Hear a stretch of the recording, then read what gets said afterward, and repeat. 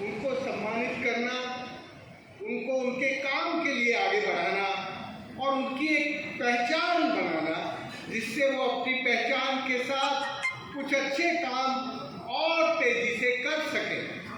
हमारे मंच पर इस देश के पद्मश्री पाने वाले सम्मानित साथी बैठे हैं और दूसरी तरफ आज वो लोग हैं जिन्होंने अनाम रहते हुए अच्छे काम किए, जिन्होंने बहुत सारा नाम अपने काम के साथ जोड़ने का लालच नहीं पैदा किया, बल्कि वो काम करते रहे और फिर सीड ने उनको ढूंढकर एकम स्वर बनाकर आज उनकी पहचान बनाने की,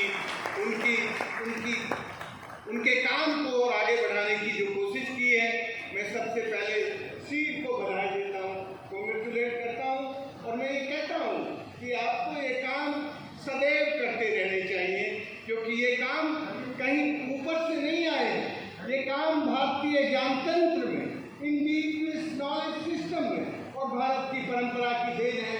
और जब हम भारत की परंपरा को और भारत के ज्ञान को उपयोग करते हैं तो उसमें से ही सनातनता और सस्टेनेबिलिटी और सदैव जो अच्छे काम है हमारे वो चलते रहते हैं। मित्रों, मेरा बहुत मन था कि आज जिन 27 लोगों को सम्मानित किया गया, मैं उन सब के बारे में एक एक दो शब्द बोलता, लेकिन मैं यदि उस पर बोलूँगा तो मैं आपके साथ जो शेयर करना चाहता हूँ, मैं आपके साथ जो बांटना चाहता हूँ, वो नहीं हो सकेगा।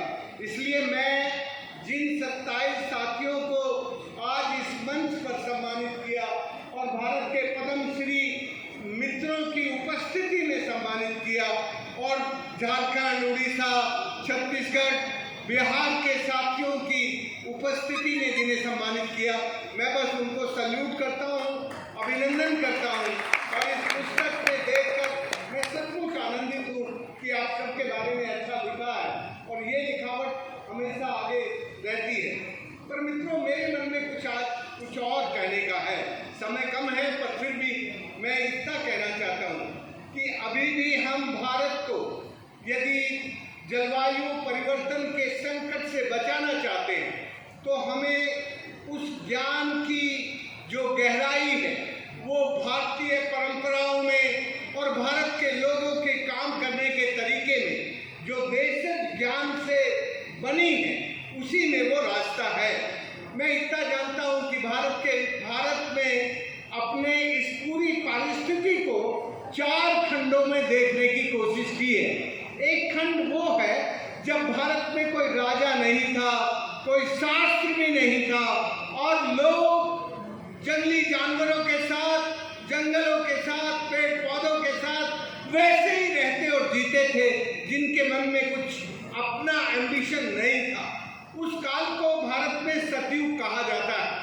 वो काल भारत में सबसे अच्छा काल है जब इंसान प्रकृति के साथ प्यार के रिश्तों में रहता है और पक्षियों की, पेड़ पौधों की आवाज को और उनके दर्द को जानता और पहचानता है। वो सतयुग लंबे समय तक रहा है।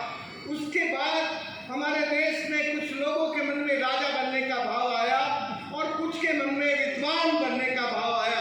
तो राजा को विद्वान चाहिए होते हैं, क्योंकि राजा तो राज करता है, लेकिन राज चलाने के लिए जो शास्त्र लिखे जाते हैं, जो संविधान लिखा जाता है, जो विधि लिखी जाती है, नियम लिखे जाते हैं, उनको विशेषज्ञ लोग करते हैं। तो एक तीसरा काल है जिसको हम त्रेता काल कहते हैं। लेकिन उस काल में भी राजा जनक जब राजा है, उस वक्त प्रकृति का गुस्सा बढ़ता है और सुखाड़ पड़ जाता है, अकाल हो जाता है। तब वहां की प्रजा उस राजा को जाके कहती है, हे राजन, अकाल आ गया है। तो राजा पूछता है प्रजा से, फिर मैं क्या करूं? तो प्रजा कहती है कि राजमहल छोड़ दो, रानी के साथ बाहर आके हल चलाओ। आज तुम अपने राजा को ऐसे बोल सकते हो? कोई बोल सकता है कि आज अपने राजा को इस तरह से? लेकिन राजा जनक को उस काल की प्रजा जाके कहती है, राजन, महल छोड़ो, रानी के साथ मिलकर हल चलाओ। और दोनों मिलकर हल चलाते हैं।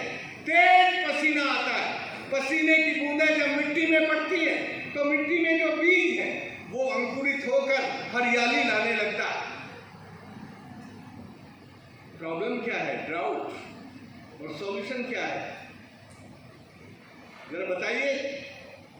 जनक ने क्या सॉल्यूशन दिया कि भोग को त्याग दो, मेहनत करो इस प्रकृति के साथ। यदि प्रकृति के साथ मेहनत करोगे तो प्रकृति का गुस्सा नहीं बढ़ेगा। तो उस काल को हम त्रेता काल कहते हैं, जब अकाल का इलाज भारत का राजा और रानी दोनों मिलकर अपने पसीने से जमीन पर हल चलाते। फिर एक काल आता है द्वापर, उसमें कंस नाम का राजा है जो बड़ी लूटपाट करता है, बड़ा लालच बढ़ गया है और उस लालच के कारण वो सब कुछ भूल गया। तो उससे इंद्र नाराज हो जाते हैं और बे ऑफ बंगाल से आने वाले बाद